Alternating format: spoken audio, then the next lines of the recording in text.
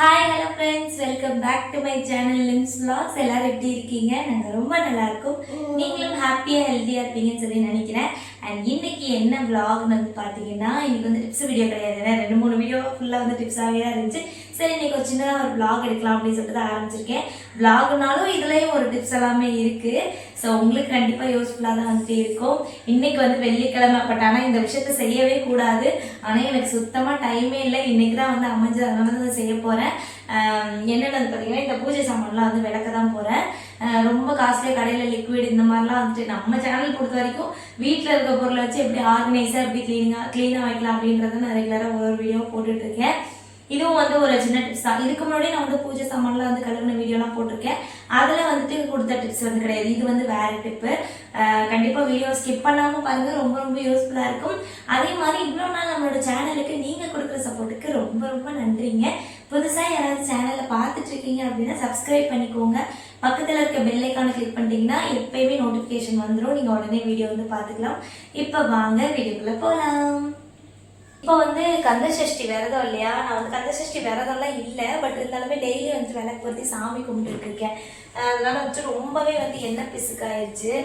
சரி, ஓகே கழுவிடலாம் அப்படின்னு சொல்லிட்டு என்கிட்ட நிறைய பூஜை சாமான்லாம் கிடையாது. இது 4 தான்: விளக்கு, பிளேட்டு, ஒரு ஊதுபத்தி ஸ்டாண்டு, அவ்வளோதான். அதுக்கப்புறமா ஒரு சாம்பிராணி கரண்டி, வேற எதுவுமே கிடையாது. இந்த குங்கும சிம்மெல்லாம் அந்த தின்னூறு குங்குமம்லாம் போட்டு வைப்பாங்க பாருங்க, அந்த சிம்மை கூட என்கிட்ட கிடையாது. இன்னும் கவரில் தான் வந்து வச்சுக்கிட்டு இருக்கேன். அதே கூடிய சீக்கிரம் வந்துட்டு வாங்கணும். இது கொஞ்சம் வந்து ஆர்கனைசிங் வேலைலாம் இருக்குது. அதெல்லாம் நான் கொஞ்சம் திங்ஸ் எல்லாம் வாங்கிட்டு அதுக்கப்புறமா வந்து இந்த இடத்த வந்து ஆர்கனைஸ் பண்ணலாம். அதனால தான் வந்து இந்த மாதிரி ரொம்ப இதாக இருக்குது. இந்த இடம் ஏன் இப்படி இருக்குன்னு வந்து பார்த்தீங்கன்னா, இதுக்கு முன்னாடி நான் ஒரு ஸ்டிக்கர் வந்து ஒட்டியிருந்தேன். பழைய வீடியோ பார்த்துருந்தவங்களுக்கு தெரியும். சரி, கொஞ்சம் ஒரு பேக்ரவுண்ட் கொடுக்கலாமே அப்படின்னு சொல்லிட்டு அது ஒட்டியிருந்தேன்னா, அதை வந்து எடுக்கும் போது இந்த மாதிரி வந்துருச்சு. ஸோ அதனால இவ்வளோ கேவலமாக மெஸ்ஸியாக வந்துட்டு இருக்கு. சரி, ஓகே, சரி வாங்க நம்ம வந்து வேலையை ஆரம்பிக்கலாம்.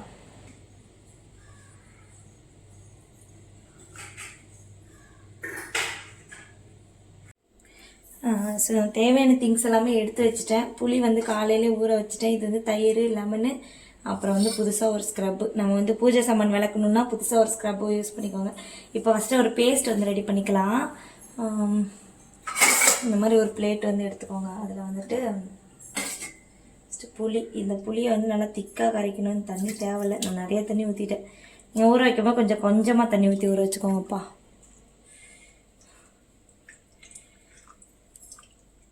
புளியை கரைச்சிட்டு இந்த சக்கையை வந்து நம்ம வந்து எடுத்து வச்சுருவோம். இந்த புளி தண்ணி தான் யூஸ் பண்ண போகிறோம்.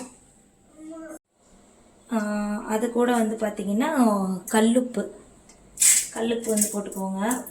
கல்லுப்பு இல்லைன்னா வேணால் சால்ட் உப்பு போட்டுக்கோங்க. இதில் வந்து இது வந்து புளிச்ச தயிர் தான் வாங்கினா, பேக்கெட்டோட தான் வச்சுருக்கேன். இதில் வந்து கொஞ்சமாக வந்து தயிர் வந்து ஆட் பண்ணிக்கலாம். நீங்கள் வந்து தயிர் இல்லை அப்படின்னாலும் ஓகே தான், ஒன்றும் பிரச்சனை கிடையாது. இப்போ இது கூட வந்துட்டு பார்த்தீங்கன்னா ஹேண்ட் வாஷ் பண்ணிக்கிறேன். கொஞ்சமாக வந்துட்டு மஞ்சள் தூள் வந்துட்டு ஆட் பண்ணிக்கலாம். இப்போ இது 3த்தையும் நல்லா வந்து மிக்ஸ் பண்ணி விட்டுக்கலாம். லிக்விடாக இருக்கிற மாதிரி தான் இருக்கும். ஏன்னா வந்துட்டு நம்ம புளியை கொஞ்சம் வந்து டைட்டாக இறுக்கமாக பேஸ்ட் மாதிரி கரைச்சிருந்தோம்னா ஓகேவாக இருந்திருக்கும். நான் கொஞ்சம் தண்ணி எக்ஸ்ட்ரா ஊற்றிட்டேன். சரி, இப்போ என்ன பண்ணலாம்னு வந்து பார்த்தீங்கன்னா, இதெல்லாம் வந்து போடலாம். இதில் எண்ணெய் இருக்குது. இந்த எண்ணெயை வந்துட்டு ஒரு பேப்பர் வச்சு துடைச்சிருவோம். இல்லை அரிசி மாவு வச்சு கூட நம்ம வந்து துடைக்கலாம். இப்போது இங்கிட்ட வந்து பார்த்திங்கன்னா அரிசி மாவு வந்து வச்சுருக்கேன். இந்த அரிசி மாவு வச்சுட்டு எல்லாத்துலேயும் ஃபஸ்ட்டு வந்து கொஞ்சம் வந்து அப்ளை பண்ணிக்கலாம். ஏன்னா இந்த அரிசி மாவு வந்து நல்லா வந்து ஆயிலை எடுக்கும். நீங்கள் இதை வந்து ஆயில் கண்டெய்னர் இருக்குது பாருங்கள், ஆயில் டிஸ்பென்சர் நம்ம சமையலுக்கு யூஸ் பண்ணுறது, அதிலெல்லாம் கூட இந்த ட்ரிக் வந்து யூஸ் பண்ணலாம். ரொம்ப ரொம்ப நல்லாயிருக்கும். ஃபஸ்ட்டு இந்த மாதிரி எடுத்துட்டோம்னா அதுக்கப்புறம் ஸ்க்ரப்பு வச்சு தேய்க்கிறது ரொம்ப ரொம்ப ஈஸி.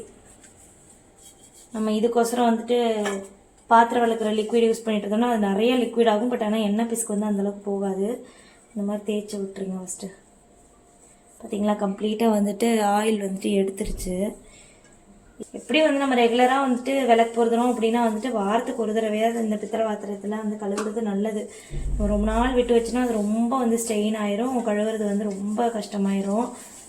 ஸோ அப்பப்போ கழுவிட்டோம்னா சிம்பிளாக முடிஞ்சிடும்.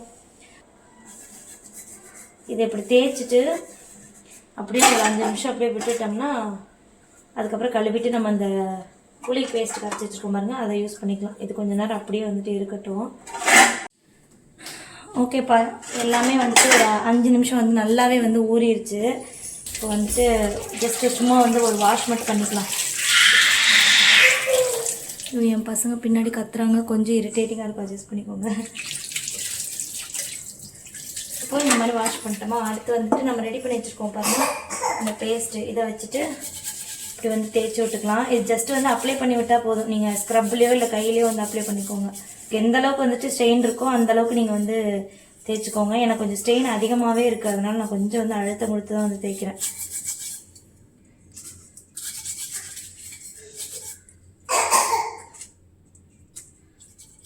ஸ்க்ரப்பு இல்லைன்னா இந்த புளி வச்சு கூட தேய்ச்சிக்கலாம். இதை தேய்ச்சிட்டு இதையும் ஒரு 10 நிமிஷம் வந்து நல்லா ஊற வைக்கணும். நம்ம அப்படியே கூட க்ளீன் பண்ணலாம். பட் ஆனால் வந்துட்டு நீங்கள் அப்படியே க்ளீன் பண்ணிங்க அப்படின்னா கொஞ்சம் நேரம் தேய்க்கிற மாதிரி இருக்கும். இந்த மாதிரி ஊற விட்டு நம்ம பண்ணும்போது வந்துட்டு கொஞ்சம் ஈஸியாக வந்துட்டு போகிற மாதிரி இருக்கும். அவ்வளோதான், வேறு ஒன்றும் கிடையாது. அதுக்காக தான் வந்துட்டு நம்ம ஊற வைக்கிறது.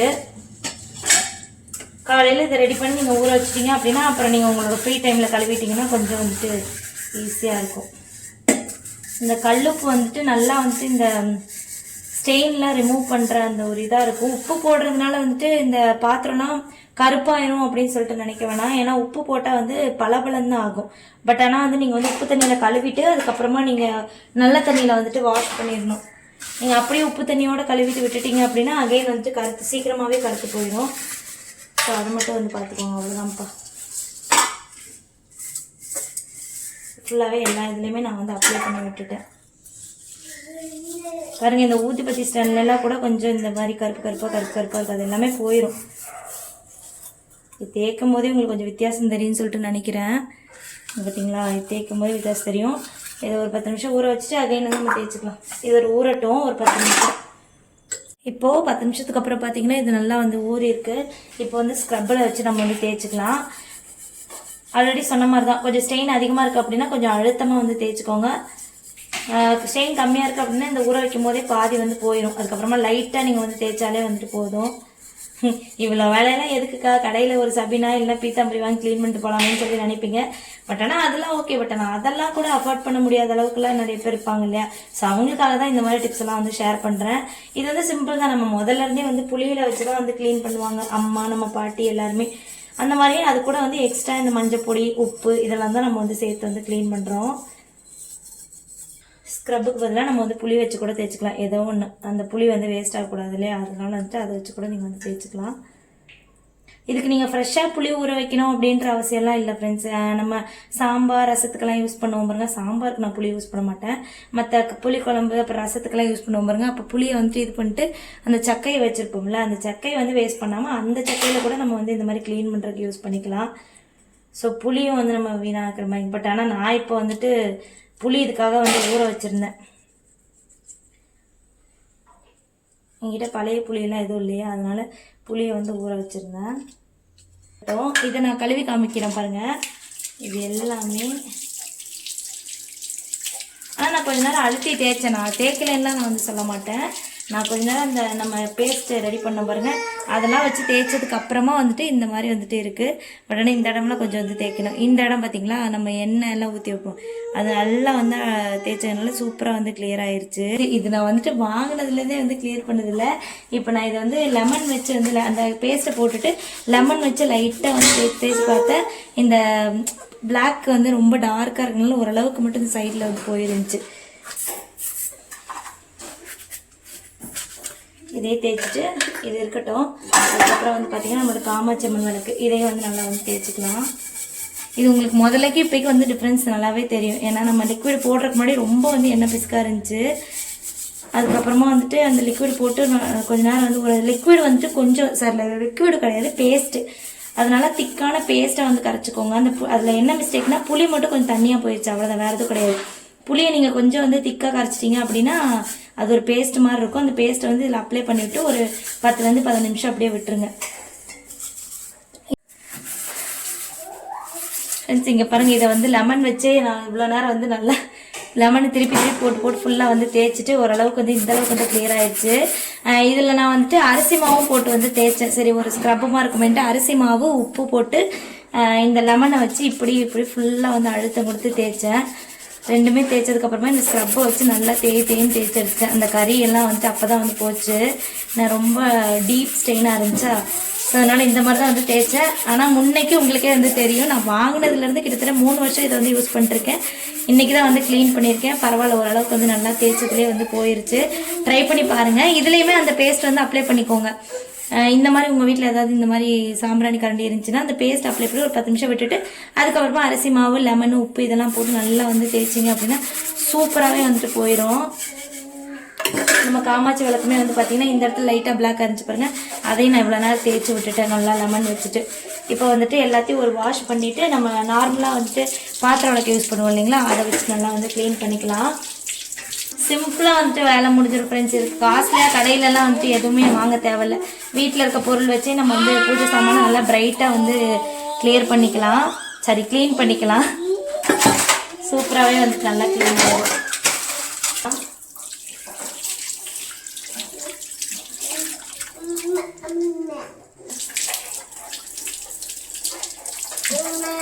இந்த ஊதுபத்தி ஸ்டாண்ட்லாம் வந்துட்டு பார்த்தீங்கன்னா இந்த இடமெல்லாம் பயங்கரமாக கருப்பாக இருந்துச்சு. இப்போ வந்து பார்த்தாலே உங்களுக்கு வந்து தெரியும், பேக் சைட்லாம் வந்துட்டு பாருங்களேன் ரொம்ப வந்து சூப்பராக வந்துட்டு ஆயிடுச்சு.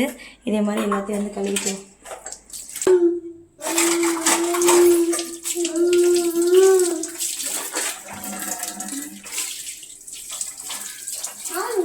அவ்வளோதான் ஃப்ரெண்ட்ஸ், இது எல்லாத்தையுமே கழுவி காய வச்சாச்சு. காஞ்சதுக்கப்புறமா நம்ம வந்துட்டு மஞ்சள் குங்குமம்லாம் வந்து வைக்கலாம். இப்போது ஒரு டவல் வந்துட்டு எடுத்துக்கலாம். அது நல்லா வந்துட்டு ஈரத்தெல்லாம் இல்லாமல் நல்லா வந்துட்டு இந்த மாதிரி தொடச்சி எடுத்துக்கோங்க.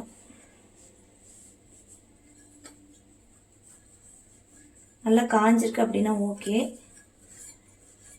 இல்லை அப்படின்னா இந்த மாதிரி ஒரு ட்ரை கிளாத் வச்சு நல்லா வந்து தொடச்சி எடுத்துக்கலாம் அந்த ஈரத்தன்மையை.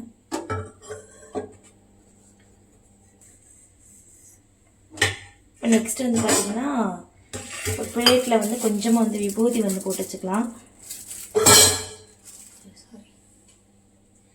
விபூதி போட்டுட்டு தொடச்சிட்டோம் அப்படின்னா அது இன்னுமே வந்து நல்லா கடையில் கிடைக்கிற மாதிரி நல்லா பளபளன்னு இருக்கும்.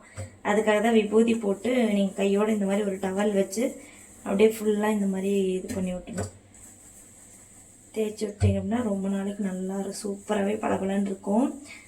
கண்டிப்பாக வந்து எஃபெக்டிவாக இருக்கும். ட்ரை பண்ணி பாருங்கள். இந்த டிப்ஸை ட்ரை பண்ணிவிட்டு எப்படி வந்துச்சுன்றது சொல்லுங்கள்.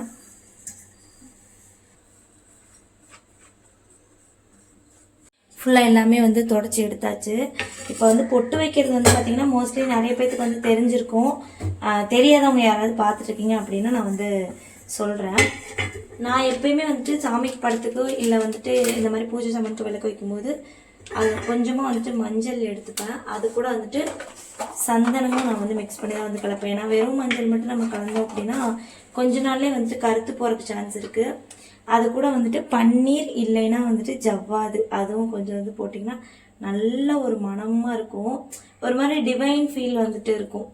ஸோ ட்ரை பண்ணி பாருங்கள். இதில் வந்து கொஞ்சமாக வந்து பன்னீர் கலந்து நான் வந்துட்டு மிக்ஸ் பண்ணிக்கிறேன்.